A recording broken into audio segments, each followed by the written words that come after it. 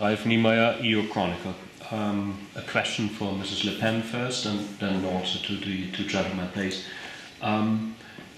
Mrs. Le Pen, this alliance consists of Vlaamse Blok, of your party, and of the Freedom Party of Austria. Do you have any support from the UKIP, the United Kingdom Independence Party, in any way? Secondly, now going into the question of the funding for banks. Is this group's interest to, when you criticize the banks of making interest on the Greek crisis, also to talk about nationalizations of the banks? Bon, monsieur, pour répondre à votre deuxième question, moi ce que je critique, c'est que l'on demande au peuple de rembourser en réalité les banques, et que la solidarité qu'on nous exprime n'est pas à l'égard du peuple grec, mais à l'égard des banques. La vraie question, c'est l'Union européenne sert-elle à ça? Voilà.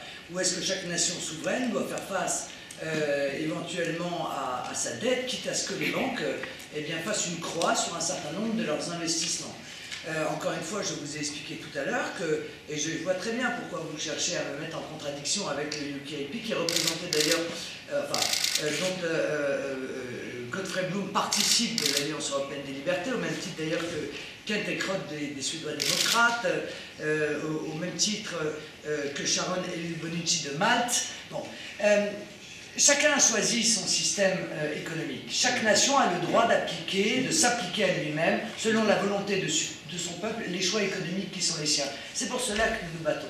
Nous savons pertinemment que dans l'alliance que nous représentons, il y a des représentants de mouvements qui vont avoir une vision plus différente du rôle que doit avoir l'État dans leurs pays respectifs, du rôle que doit avoir un système libéral, de la régulation nécessaire ou non nécessaire selon les opinions du système bancaire.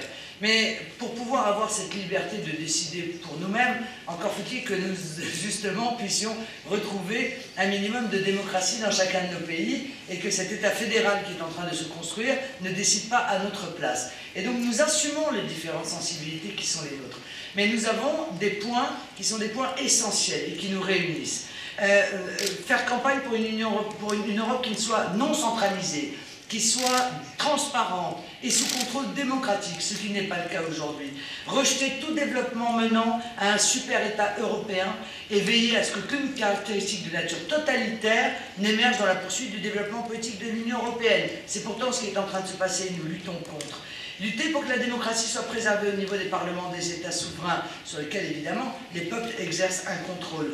Veiller à ce que les peuples de nos différentes nations puissent préserver leurs valeurs traditionnelles, culturelles et historiques. Maintenir la diversité et la coopération entre les peuples européens libres, défendre la liberté d'expression et d'association politique à travers l'Europe, voilà des points qui nous réunissent, voilà les points essentiels de notre action. Et en cela, nous nous retrouvons pour lutter contre une Union européenne dont moi je considère qu'elle commence à ressembler de plus en plus à l'Union soviétique européenne, qui impose au peuple sans jamais leur demander leur avis et qui constitue une puissance supranationale qui est déconnectée de tout processus démocratique. Après, monsieur, lorsque nous aurons réussi à créer l'Europe des nations, une Europe véritablement démocratique, et que nous aurons réussi, et les uns et les autres, à arriver peut-être à la tête de nos pays respectifs, eh bien, libre au UKIP, quand ils dirigeront la Grande-Bretagne, d'appliquer un modèle libéral, et même très libéral s'ils le souhaitent, libre à moi de mettre en place la politique gaullienne pour laquelle je plaide depuis déjà de nombreuses années. Ja, danke. Man merkt, Frau Präsidentin hat einen erfolgreichen Wahlkampf hinter sich, also das geht wie geschmiert. Ja, nur ganz kurz als Bestätigung. Unser Gründungsmitglied oder einer unserer Gründungsmitglieder war ja Godfrey Bloom von UKIP und ist nach wie vor im Vorstand. aber aufgrund persönlicher Entscheidungen haben wir eine Rochade gemacht, aber wir unterstützen selbstverständlich den Vorstand. Ich glaube, es gibt nicht viel dazu zu sagen. Ich meine, unsere Vorstellung ist ja nicht der Bundesstaat, sondern der Staatenbund, so wie es die Gründungsväter der Montanunion vorgehabt haben. Und das ist ganz eine wichtige Sache. Souveränität, Selbstständigkeit der einzelnen Länder.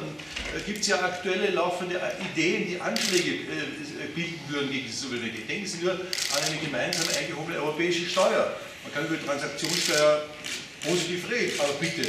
Das ist Souveränitätsrecht der einzelnen Nationalstaaten, der Mitgliedstaaten. Und das soll nicht nach unseren Vorstellungen, nicht von einem Superzentralstaat eingehoben werden, der sich dann abhebt und offensichtlich keine Diskussionen über seine Ausgaben mehr führen muss. Beispiel Lissabon-Vertrag. Wir waren dagegen. Wir haben gewarnt davor, dass hier sehr viel mitbeschlossen wird, was wir heute gesehen haben, nicht finanzierbar ist. Alle sagen, ja, super. Und dann kommt das große Erwachen. Hat man offensichtlich oder haben die meisten in ihren Ländern ja gelernt, dass wir Beschlüsse treffen, die Verwaltung aufbläht und dann plötzlich ist kein Geld da. Und genau diese Entwicklungen wollen wir eigentlich nicht. Die wollen wir überhaupt nicht. Wir wollen einfach, dass die Souveränität in unseren Ländern gelassen wird. Oder denken Sie an die vielen Eingriffe, die auch für uns wichtig sind, dass Sie sie aufzeigen. Persönlichkeitsrechte, bürgerliche Freiheiten, die hier angegriffen werden. Wir liefern unsere SWIFT-Daten Amerika tagsfrei aus. Ja? Fluggastdaten werden ausgeliefert.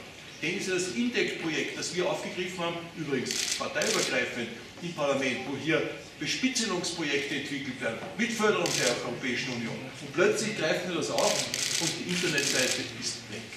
Also es gibt genug Beispiele, wo wir zu tun haben, viele, viele Aufgaben. Und ich glaube, es wird sehr spannend werden, dass wir diese Aufgaben in den nächsten Jahren, speziell in Richtung auch Klarstellung 2014, EU-Wahl 2014, dass wir uns diesen Herausforderungen stellen. Bitte, weitere Fragen. Alles klar. Bitte sehr. Bonjour, Arnaud Bouvier de l'agence France Presse. Deux questions, si vous permettez. La première sur le fond de ce que vous avez voulu évoquer aujourd'hui lors de cette conférence de presse. Vous avez parlé des négociations budgétaires pluriannuelles. On est dans un contexte où on a d'un côté les États qui disent allons-y doucement, et de l'autre côté on a la plupart des politiques ici qui disent non, ne réduisons pas le budget, vous pouvez m'en donner plus. Vous, si je comprends bien, vous dites le budget européen idéal, c'est 0. C'est 0 €. C'est ma première question.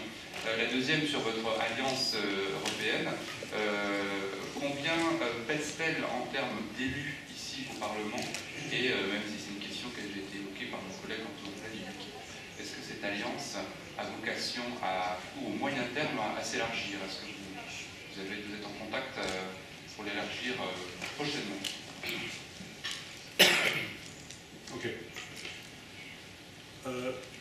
Natürlich ist es Aufgabe Ihrer sinnhaften, zukunftsorientierten Bewegung, Partei, sich zu vermehren. Ich glaube, das ist logisch und das gilt natürlich auch für uns.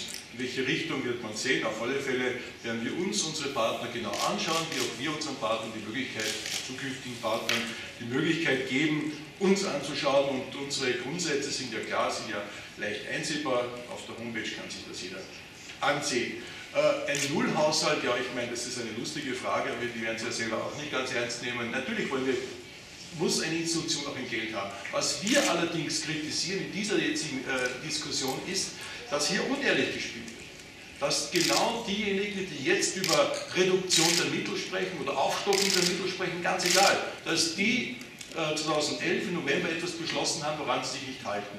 Und das ist für uns eine Unehrlichkeit, die dauernd passiert. Es wurde den Leuten bei uns in allen Ländern, in Österreich kann ich es sehr gut beurteilen, wurde durch die Einführung der Mitgliedschaft der berühmte Tausender mehr im Geldtäschchen den Leuten versprochen. Wir haben doch die Bürger auch belogen bei der Einführung des Euros. Da haben die gesagt, das geht einfach, es reichen die Beschlüsse, es geht einfach, das Bail-out-Verbot wird eingehalten. Maastricht-Kriterien, ja, die reichen doch. Jeder halbwegs gebildete Finanztheoretiker hat doch gesagt, dass ich unterschiedliche Ökonomien mit unterschiedlichem Gewicht sehr schwierig bis gar nicht zusammenfassen kann. Und diese Unehrlichkeit ist genau das Problem, was unsere Bürger mit Europa haben. Und genau diese Sachen zeigen wir auf. Und natürlich, dass eine Organisation Geld kostet, das ist auch klar. Nur eines können wir uns nicht vorstellen, dass in Zeiten, wo in allen Ländern gespart wird, wo Pensionisten, wie bei uns in Österreich, 1,9%, nicht einmal knapp die Teuerungsrate, die Steigerung, die Inflation abgegolten bekommen, wir in Europa im Parlament überlegen, ob wir nicht noch aufblähen sollen. Das ist unverschämt, das geht einfach nicht. Und da müssen wir sagen, überlegen wir, was wir einsparen könnten, überlegen wir, ob wir alle diese aufgeblähten Verwaltungsinstitutionen brauchen, führen wir zurück das, was notwendig ist, und dann haben wir sicher Potenzial, und eines habe ich auch mit den Zöllen bereits gesagt, worüber man diskutieren kann, dann finden wir sicher Potenzial, dass wir auch dementsprechend mit dem auskommen können, was wir beschlossen haben. Bitte sehr. Die Organisation sagt Bereich ist Ende. Merci, herzlichen Dank. Merci, Madame. Merci.